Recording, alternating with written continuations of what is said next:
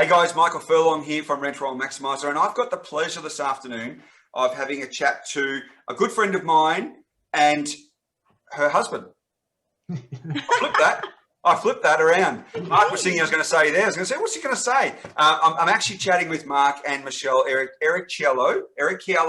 I'm going to get that right by the end of this. I've only known you for bloody 15 years and still was unsure, and I wanted to make sure I got that right today. From Master Advocates. We've had a great chat just now about the business side of things. Mark, tell me a little bit from your side now, from a journey, from a customer journey point of view. And Michelle, maybe you throw in where you're involved in this. So if I was a customer, if I'm a person, a family looking to buy my very first family home, or I'm looking to upgrade, downsize, buy an investment, how do I find you? What does it look like? Do we meet? Is it over the phone? How does it all work?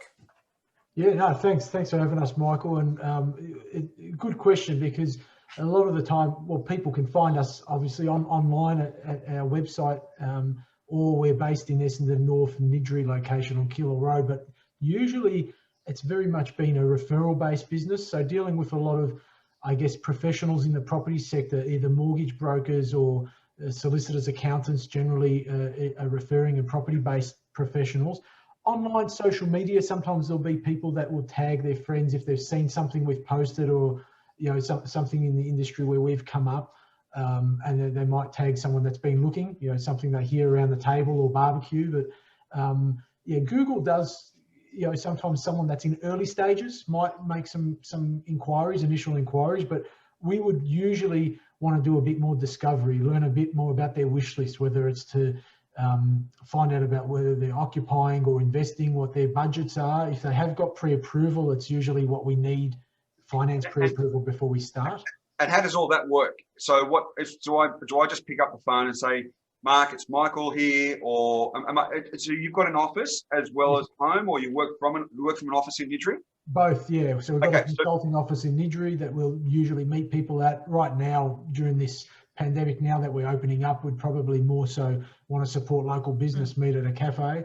Yes. An initial phone call or initial, we've got a form online which gets a little bit of data from them on a superficial level, but then we'll dig deeper in that in initial consultation on the phone or via Zoom, which is wonderful. So it's a discovery session? Yes. So maybe we just run through the process, Mark. I'm a family person, I'm looking for a family home. So you would have a set of questions that you would ask me, or a set of questions. I like to find out more so what people's first initial goals and needs are, what their expectations are, and then we share what we feel, how we feel we can add value, how we feel that they can, I'm not afraid to give advice in the initial consultation about where they can improve their criteria or expectations, and help them, because ultimately if they don't engage straight away, they'll see some value when they go out on their own, sometimes initially, or go and get prepared if they need help with finance,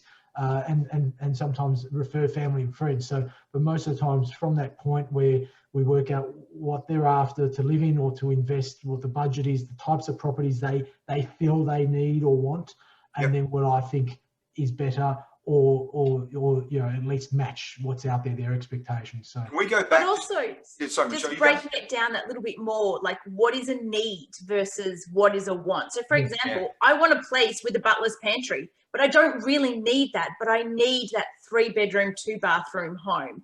So there's a minimum requirement, defining that, and then the wish list, minimum requirement, wish list. Yes. But the things you can live with and the things you can live without. Yeah, blue sky, tell us, without limits, and then we'll edit after. That's how we usually crack down. So Mark, you touched on a point just back there, and it sparked another question, which is along the lines of, why would somebody use you when they could just go and do it themselves? Good question. Is it just time or expertise, or time comes into it? I guess nerve and grit and patience comes into it, because I was probably dealing with property before I learned anything at school. Before I started school, I've been around it my whole life. My father, so experience is important. Experience and years in the game. So if an average person's buying an investment or buying a home to live in once or twice or 3 times in their life, Yes. I've probably dealt with that in our own family, us personally, Michelle and I, but so we transact in property, but then I've probably dealt with thousands, and I've lost count of the amount of property transactions in investment property homes that we've helped people sell in the past, in our past career. So having networks, good relationships with agents that we know the mindset, the motivation of both parties, how to get to a win-win where everyone's going to compromise and make a deal, and even off-market networks. That's a big one. Sure. Getting in early, even before they advertise, if it's a pre-listing. You know, we've got to, it's time and patience and skill, really. I think So talk to me about that, because wouldn't all agents put their properties on market? Yes, they mostly do, but a lot do sell off market. Off market. So what does that mean? So for someone who doesn't know what that means, what's off market mean? Off market's essentially where the agent or an owner directly, like sometimes if we've gone out searching for a specific criteria, we could door knock or find out through other professionals like brokers and accountants and solicitors of clients that need to sell something, usually a little bit distressed. So if there's good price and terms, they're ready to move. Let's not wait to see what bigger price or figures we can achieve if we get our day in the sun online and expose the property. Yes. But even so, that's a true off market. There's no intention to go out to wider databases or go online, even on the agent's website or social media. Like it's literally a secret. But most of the time, if their expectations are too high and they're not that motivated to move quickly at a fair price, most of the time you're just dealing with a pre-market opportunity. So we get our clients in the door 1 or 2 weeks extra due diligence, and if we can convince them to do a deal before going online if we think it's the right asset. Yes. Otherwise, we're ahead of the crowd by 2 weeks before they can prepare, before it hits the online market or agents start broadcasting. I know when... And we find like every day there's agents that are emailing us to say, hey, this is a new listing coming up. So we've got our foot in the door that little bit earlier, and we also get emails every day, lists of their off-market properties. Yeah, and we'll equally tell them when we've got a good criteria, this is what we're after, keep us updated, we'll just keep touch base. You know, when I had the agency in Richmond, and often if a landlord came to me and said, or we had a particular situation where I knew I had to move something quickly, I would always say to them, we can take this to full market. So we might need to prepare the property, paint, get the tenants out, stage it, advertising, take it to auction, and we're going to get X. Or I could send this out through a network of agents, buyers advocates, and they can bring their clients through. Or we'd always get that. Occasionally I'd get a phone call from an agent saying, a buyer's agent, advocate, I'm looking for X. Is this in your books? And I'm thinking, I've been talking to a landlord for 3 months about waiting for their tenant. We might just be able to put a deal together now. That's what you're talking about with off market? That happens definitely in that scenario. They might look at their rent roll discussions, and even sometimes they haven't had that discussion with the landlord yet, but they might propose it when they know the listings they've got in their rent roll that just ring a bell and match exactly what we're speaking of. Yes. And so, you know, clients will benefit as well, because the agent's confident to propose a deal on our behalf, because sometimes we've done a lot of repeat business with the same agency. So there's a barrier of trust that we're not just going to, I guess, get impulsive and then cool off. You know, we've got a qualified buyer. We're being engaged as professionals. The buyer's ready and prepared with their finance and other aspects. So they know that they can do something. That's a good point, Mark, isn't it? Because this is what we do for a living. This is not something which we do on a Saturday. And I remember often I'd speak with buyers and I'd say to them, you know, how much time do you spend? And I can remember being at a property out in Preston, and I said to the buyer there, you know, how long have you been looking? It was an investment. And this is the sort of thing that I query sometimes. I said, how long have you been looking for an investment property? And it was two guys. His partner said, at least 12 months. And I said, how many properties would you look for in every week? And he said, we would see 10 to 15 properties each weekend. And I said to the buyer, I think you should become a real estate agent. You're in more properties than I am. Yeah. And in the end, I then turned around and said to the partner, is there anything in this property that you could, that's a no, it's a definite no, or you could live with? It's an investment property. And they bought the property simply because I then turned around and said, stop doing this week after week after week because you're looking for perfection. Yes. How do you cover the client that's looking for perfection? Because they're saying, I'm paying an advocate to go out there and represent me. I want the panacea. I want the perfection. Is that what happens? Sometimes it does. It's really about, I think it doesn't matter what side you're dealing with. You're either representing the buyer, vendor, landlords, and there's even tenants advocates now as well. But I think managing expectations, we will definitely always, one big principle we've got is that we don't want to push clients and have a limitation on the amount of time, especially owner occupiers and investors too. It's their money, that's their life savings, and they're going to be paying that off for a long time. We're not going to say we're limiting you on the amount of time that we take to find a property or amount of attempts that we shortlist and attempt to bid and buy or negotiate. But still, if their expectation, if we can't find it in the market at that time, and it's unlikely that the market's going to adjust for them, they either need to find more money or open up their expectations to other locations and suburbs and criteria. So with that, Mark, go and build the dream home if that's what you're after, or dream investment, because you need to get that bespokely designed and custom built in. So with that, how does it work? For example, would I come along if I'm looking at a property and I give you a buyer range? I'd say I'm looking for 500 to 700 or 5, probably not that much, 5 to 6 or 1.1 to 1.3, depending on the property. And I give you a range, or do I say I've got pre-approval for 700,000 and then you've got to go and find it?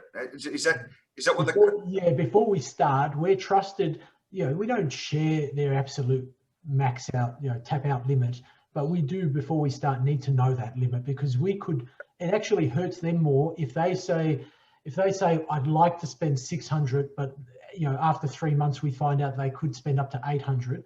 The perfect investment that would probably get them better growth and yield, and probably better, for value add, a lot of different aspects in a better location.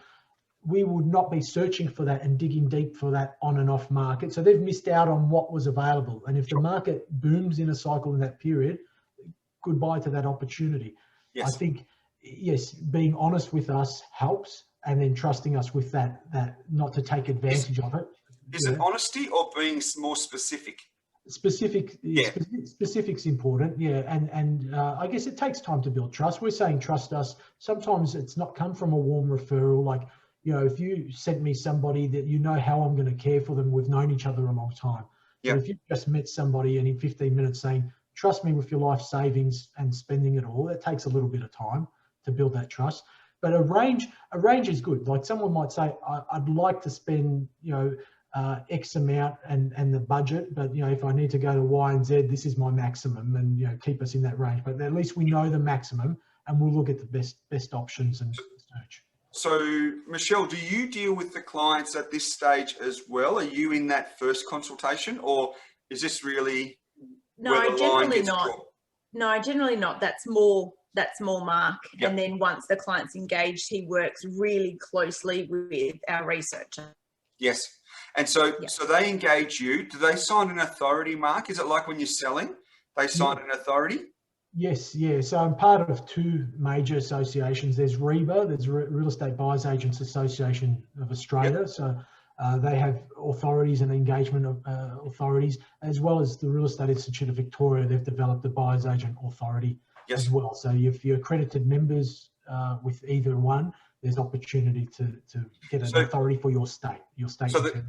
Okay, that's a good point. So your license, your real estate license, and you're both licensed, I see. Yes. Yeah. So and Michelle, you're the officer in effective control. So you're the boss. Essentially. Home, and at home. And the household. Yeah. And performance reviews on Mark. Mark, you need to lift your game.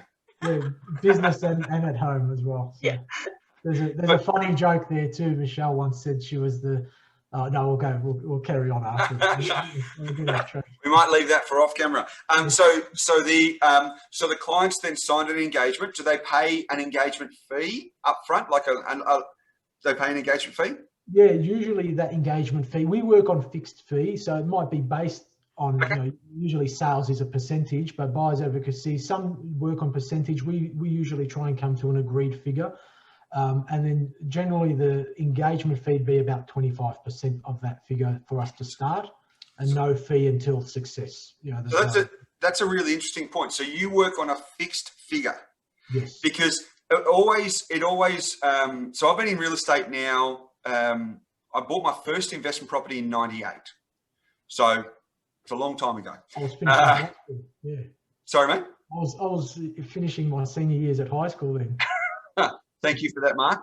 So I've been involved in the real estate industry for a long time. And at that stage, buyers advocates were only just starting, I think. I can remember going to many auctions and wondering who the guy in the trench coat is over there that's absolutely disrupting this auction. Things have changed a lot now, haven't they? It was really it was like the war between the agents. It's not like that now. But what I was going to say is, at that stage, I always really wondered, because when I was an advocate as well, I used fixed fee. And the reason why, and I was able to justify this, and probably you as well, is that my job is to try and get you the best price available. Not always the cheapest. Yes. It's the best property for the right price. And sometimes, Mark, I don't know if you agree, or Michelle, if you agree with me on this one, sometimes you have to pay full price to get the best property. Yes. Yeah. There's no guarantees you're going to get a good property and a deal, like a cheap deal. Yeah. It should give you some comfort. If it's like social proofing. If the property's in demand in a good, high or low market, if the property's in demand and there's some competition, then it shows that it should have some sustainability, that it'll hold or get growth potential and good yield. So, but definitely right. If it's the right property and location, paying the right price is definitely a better move for the right asset. And as long as it's okay, property prices will fluctuate. It's okay to pay what it's worth, as long as you're not paying overs. And if you are paying overs, as long as you accept it. Yes, you accept it. Owner-occupiers sometimes do. They do. Yeah. If I wanted to buy that corner block because it had a development opportunity, or I wanted to buy it because it had the pool, or it was close to the school or church or shopping centres, public transport, and I'm paying an extra 50, 80, 100, as long as I can afford it, who cares? Because that then determines what the market is. And that's what you can't judge until you're in that case by case negotiation, because there could be another buyer that, for them, there's something of great value in that location that no one can put a price on personally. It's it could be the school or their businesses across the road, and there's so much that helps their lifestyle. They're willing to extend themselves. We've all been to auctions. I'm sure the three of us been to auctions where you just look at it and think, that person doesn't care what they're going to pay. They want the property. Yeah. Pop your hand in I was that person buying our home. Oh, really? I was that person. Yeah. That's interesting. So how did you go? Did you guys represent yourselves when you went to auction? We did, yeah. Yeah, well, Mark was working that day, so he was actually at another auction and I was at our house. Yeah. And we had our limit. And I pushed a bit above our limit, but I wanted the home. It was perfect, and I knew I'd spent more than kind of what we had discussed, but I was not stopping. I remember the open for inspection beforehand, this lady walked in with her sister and she's like, come, let me show you my master bedroom. And I was with my cousin and I'm like, she doesn't realize that that's actually my master bedroom. Yeah. Get out of my room. Even our first time, it took us about 13 months to decide when we, this was back in together, 2007 when we first purchased together. And that was, it took us a long time to decide on what we both agreed to, and then the bidding, and you miss out still, but it's a process, and you just target the right properties. So Michelle, I'll ask you this: that particular property, is that the one you're in now, or is it's you're in now? How long ago was that? 2 years ago. Do you mind if I ask what you paid over what you were comfortable with? Just a dollar figure. Doesn't matter what you paid. Oh, look, we paid 200 over the quoting range. Jesus, that's it wasn't the expected. 200 over what you were comfortable with. No, it was 200 over the quoting range, and probably about 28,000 over what we ideally wanted to pay. Sure. Yeah. So my point here now, you're 2 years in, you've had family gatherings, the kids have got memories, they've got their own room, the girls got their own room. You've probably had birthdays there, all sorts, and you've spent the last 6 months in lockdown there. Yes. Is that 28,000 important to you anymore? Oh, totally. And I do it all over again. Yeah. No, what I'm saying, it's not an issue, is it? 28,000? No, definitely not an issue. not. No. It's not. You look over 10, 20 years, and 28, even 50,000 sometimes, if you're in the right location. And for us, community and culture is important, and the community here is fabulous. The home's beautiful as well. That we obviously we both like the home, but what you get from the community and what the kids get, in the Strathmore location, that's important. We're almost about to wrap it up, Mark, but and Michelle, I'll just finish you off this little anecdote. Probably tells you a bit more about me and my limited real estate. And this is well before I was in real estate. So my wife and I were looking at our very first property, and we were probably, I reckon it was early 97, 98, thereabouts, 96, thereabouts. We're looking in Yarraville, single fronted terrace home. And the auctions, we had a budget of 130,000, not for a car park, for the house. 130,000. Wow. That's what it was back then. And the auctions were going to 132, and I'm going, next time 135. Missed it again. And like you look at that, and we'd be driving back over the bridge and thinking we missed out by 2,000. But it's like our budget's this. There's a lot of people that are in that boat, aren't they? And this is why, and again, advocates weren't really commonly accepted then. But again, I'm probably at that stage, probably a bit like a many males, thought I could just do it myself. Always important to engage an expert in what you're doing. Yeah, and I think a lot of people, almost sometimes you need that journey to try on your own as well. So then you will appreciate some of the advice, you can relate to it and from the experience. So it's good. Absolutely. Guys, it's been an absolute pleasure chatting with you. Thank you very much. Thanks, Michael. Master Advocates, so it's masteradvocates.com.au. Yes, that's the one. Yeah. That's where they'll be able to find you. So if you're looking for a home or an investment property, reach out to Mark and Michelle. Reach out to Michelle, you're probably going to get a better home. Reach out with Mark, you might get a better price, but Michelle, you're going to get a better home. Exactly. It's been an absolute pleasure. Thanks, guys. Enjoy. Thanks, Michael.